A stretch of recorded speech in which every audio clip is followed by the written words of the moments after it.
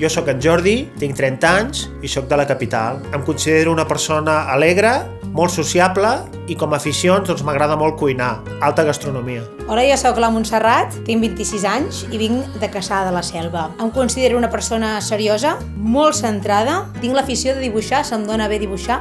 Ara mateix el que tinc és una vida molt feliç, fa molts anys que estic en una relació, els nostres cors estan units, són com dos mitges taronges però que encara no s'han separat. La veritat és que és romanticisme pur. Jo tinc una relació estable, fabulosament bé, tot va sobre rodes, sempre anem pel carrer agafats de la mà, és una relació sòlida de pel·lícula. El que jo estic buscant és una ruptura traumàtica, un daltabaix emocional molt fort que em marqui per sempre més, sobretot tristor, poder tornar a casa als pares amb les maletes, ser el centre d'atenció dels meus amics, poder bloquejar una ex. Estic buscant drama, com un trencament. He vingut a Last Dates per callar. Jo vull acabar amb aquesta relació, vull canvis a la meva vida, vull plorar, vull que les meves amigues em consolin, vull anar al psicòleg, vull ser infeliç, vull estar desesperada. Tira'm endavant, tallem.